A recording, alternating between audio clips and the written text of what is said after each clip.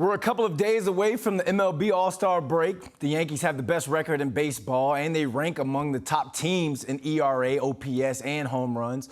New York Post Yankees reporter Dan Martin checks in with us to talk #RepBX heading into the midway point of the season. Dan, I wish it was all good. I mean, the Yankees have dropped 2 of 3 to one of the worst teams in baseball, and they have lost 4 of their 5 games. So should fans be worried? And is this All-Star break coming in at the right time? Well, Brandon, I don't know if fans should be worried, but they will be. There have been some concerns over the last week or so, but really, everything went so well for them for the first half of the season, from health to how they played. Really, only 1 or 2 things could have gone better. So it was natural that something along the way was going to be a little speed bump for them, and that's what this has been. Obviously, losing 2 or 3 to the Reds, that's not good, but these things happen. Obviously, the bigger concern is the health. Luis Severino going down. If he's down for a few weeks and he comes back to where he was before he got hurt, that's not a big deal. But the injury that he has is a lat injury. That kept him out for almost a year at one point earlier in his career. There are little hiccups here. Clay Holmes was almost perfect for the first half. Now he's shown some signs of wear and tear. That's natural, but this is the first time he's been in this role. So is it something that he can overcome? So there are warning signs here, but it's certainly too soon to be too concerned. But there are some things to keep an eye on. Yeah, it's the adversity part of the season. I mean, you called them speed bumps. It's the Bronx, so they're potholes. All right, and you also talked about Severino going on that IL. Could this be an area, when we're talking about pitching, that they address ahead of the trade deadline?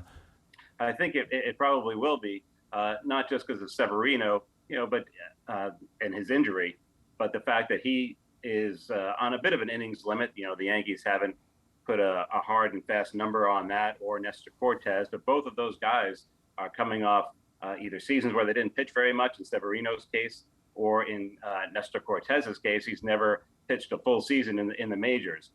So they can't just go to 200 innings. So they're going to have to come up with some alternatives. Now, that could be Clark Schmidt, who is being built up in the minors, or Domingo Germán, who's coming back from an injury himself.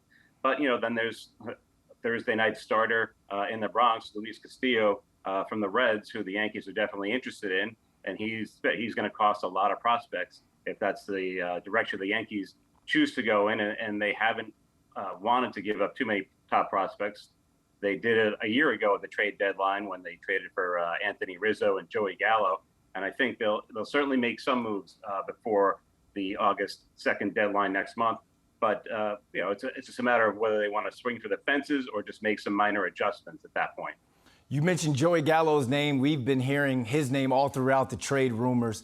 Could his days in New York be numbered? And if they are, what could the Yankees get in return for him? They could be numbered. I don't think they're absolutely decided to get rid of him yet. They're clearly talking to teams. It's a matter of what they want in return, which is not going to be much. I mean, it's been a disaster for Gallo here for the past year. Ever since he arrived last July, it's just never clicked. He's never looked comfortable. He's just been dreadful at the plate. So, the Yankees have waited a long time for him to return to Joey Gallo form. I think it's pretty clear right now that it won't. In the spring, when they realized they had to move on from Luke Voit, they shipped him to San Diego for a low-level prospect. It could be something like that. The market for Joey Gallo is not strong. The Rangers have shown some interest because he had success there earlier in his career. San Diego is another team they've talked to about Gallo in the offseason. Perhaps that, if a team thinks New York is the problem with Gallo, they might be able to fix him in a different market, less pressure, less of a spotlight. But certainly you're not going to get much back for him.